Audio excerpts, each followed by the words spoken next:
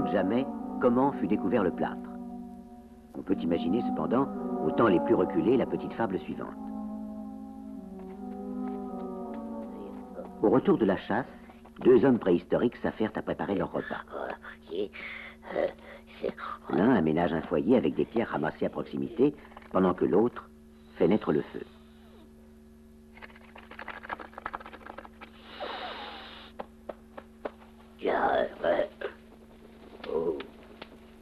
Les pierres sont curieuses, légèrement brillantes. La chaleur du feu les fait craquer. Elles blanchissent. En éteignant le feu avec des branchages, premier étonnement, les pierres s'effritent, forment de la poudre. Mais voilà qu'il pleut. Nos amis se mettent à l'abri et lorsqu'ils reviennent, la poudre a disparu. Sous l'effet de l'eau, elle a formé une pâte qui a durci. Deuxième merveille, par un effet magique, la poudre est devenue solide, dure comme une pierre. C'est sans doute de cette façon que l'on peut imaginer la découverte du plâtre qui va devenir le compagnon de l'homme.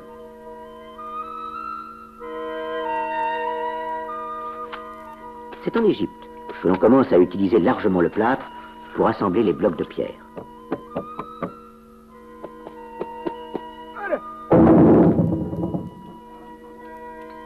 La grande pyramide de Khéops en est un exemple.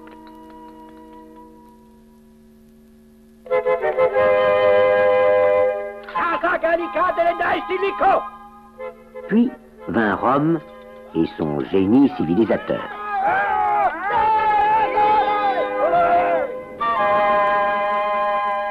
Les Romains couvrent la Gaule de belles maisons en pierre.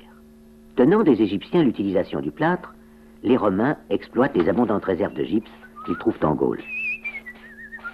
Ils font notamment de beaux enduits qui leur permettent de peindre de superbes fresques.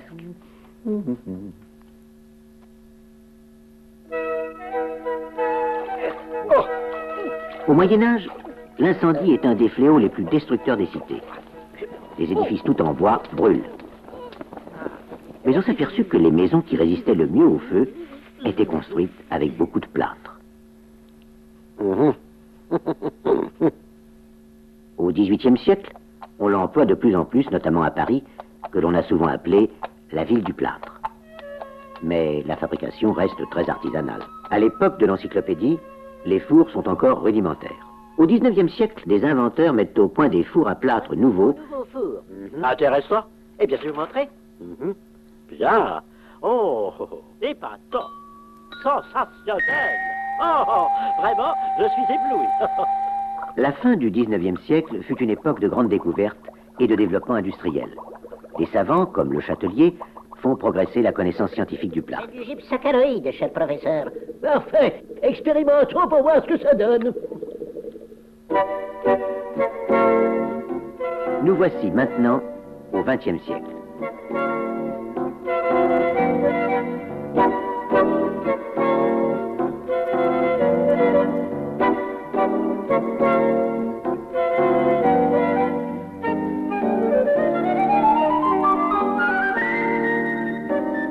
Le plâtre est devenu un produit de la grande industrie. Nous voyons ici d'importantes usines qui ont été construites à proximité des gisements de gypse.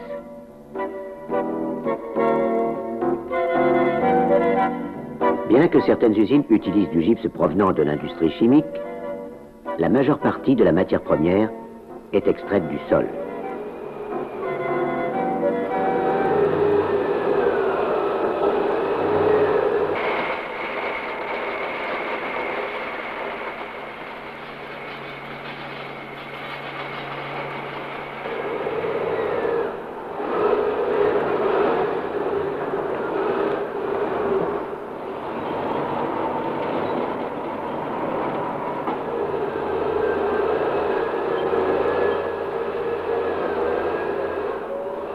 Le gypse est exploité en grande quantité, soit dans des carrières souterraines, soit plus fréquemment dans des carrières à ciel ouvert.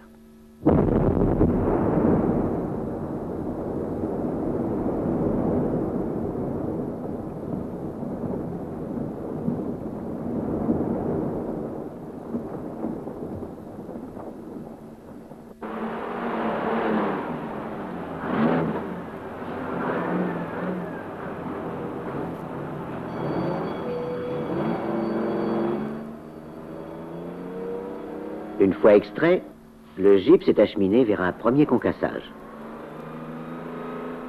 Les blocs de gypse, dont certains atteignent 1 mètre cube, sont d'abord réduits en morceaux de la grosseur du poing. Un deuxième concassage les réduira en grains de 0 à 40 mm.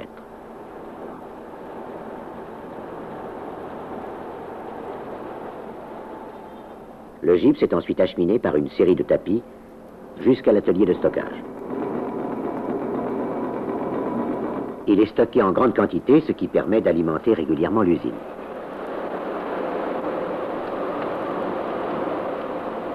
Le gypse est un sulfate de calcium cristallisé avec 2 molécules d'eau. Pour obtenir du plâtre, il suffit de cuire le gypse, c'est-à-dire d'enlever l'eau qu'il contient partiellement ou en totalité. Cette machine, dite gratteur, fait tomber le gypse sur les tapis qui conduisent au four de cuisson.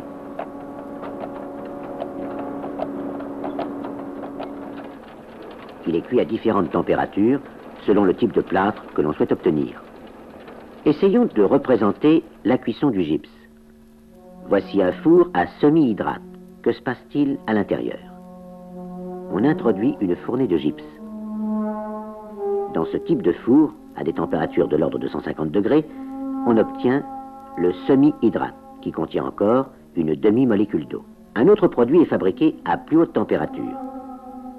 Voici un four à surcuit. Que se passe-t-il à l'intérieur? Il est cuit à des températures plus élevées qui peuvent atteindre 800 degrés. On obtient le surcuit. Le semi-hydrate est acheminé dans un silo. Il peut être utilisé soit à la préfabrication, soit mélangé au surcuit pour constituer le plâtre de construction.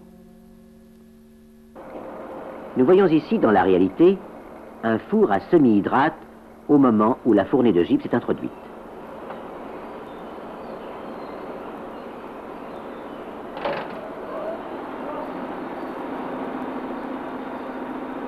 Les opérations sont contrôlées automatiquement.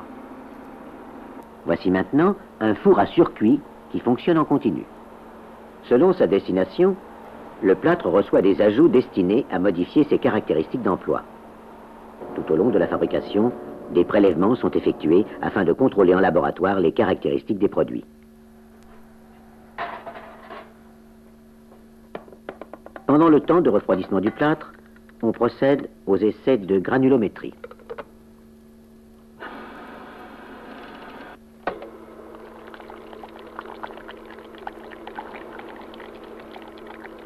Ensuite, on gâche le plâtre pour contrôler la consistance et les temps de prise de la pâte. Par ailleurs, les résistances mécaniques sont systématiquement mesurées.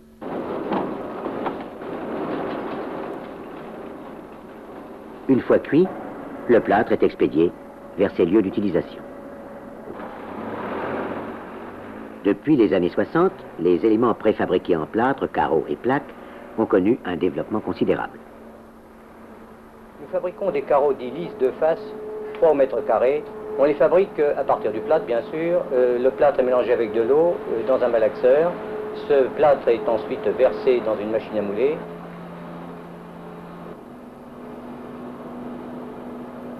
Lorsque le plâtre a fait sa prise, les carreaux sont extrudés et pris par des pinces qui les transportent sur des chariots.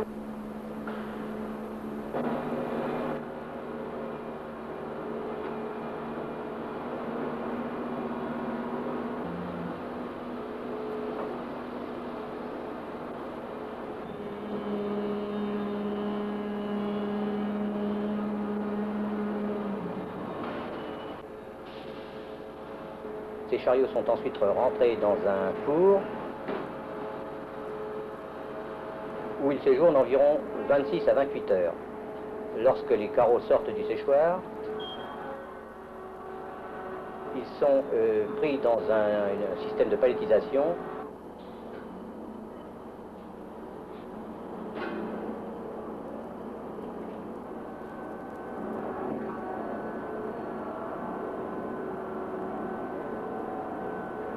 Et ensuite, ces palettes sont mises au stock commercial.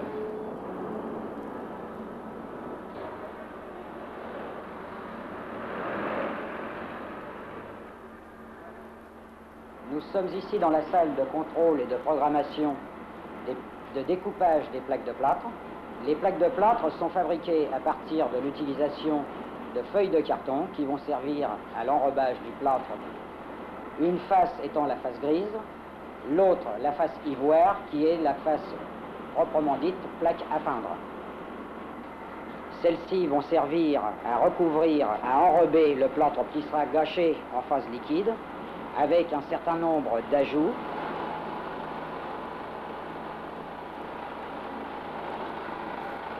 Nous passons ensuite dans ce que nous appelons une filière, où nous donnons la forme définitive de la plaque.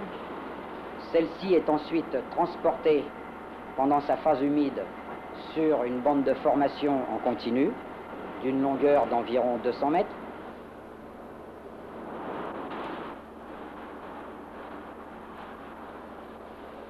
Ces plaques sont ensuite découpées à l'aide d'une machine automatique que nous appelons couteau.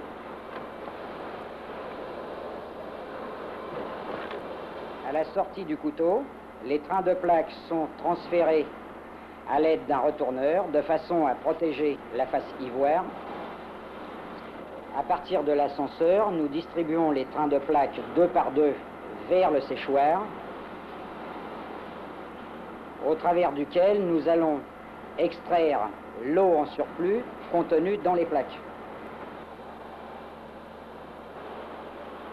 À la sortie du sécheur, les panneaux sont acheminés vers un casse-plaque comprenant 2 plans inclinés qui permettent de séparer celles-ci aux endroits prédécoupés.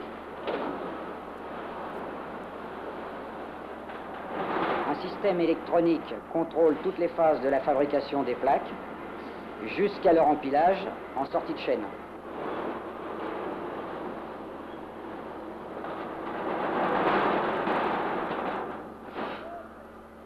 Le plâtre connaît de multiples applications dans notre vie quotidienne. Usages médicaux, usages industriels, moules, maquettes. Ce sont des stylistes maquettistes qui réalisent à l'échelle grandeur des nouveaux prototypes d'automobiles. Mais c'est principalement dans le bâtiment que le plâtre est employé. La forme la plus connue est l'enduit manuel. On utilise également le plâtre sous forme d'enduit projeté, soit à l'intérieur, soit en extérieur. Le plâtre participe largement à la décoration sous forme d'éléments moulés en staff, mis en place par des ouvriers staffeurs. Les carreaux de plâtre sont destinés à monter des cloisons de distribution ou de doublage.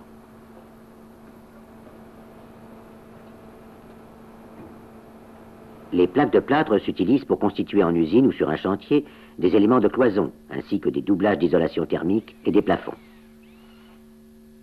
Toujours soucieux de répondre aux nouveaux besoins des utilisateurs, les professionnels étudient dès à présent les produits en plâtre de demain.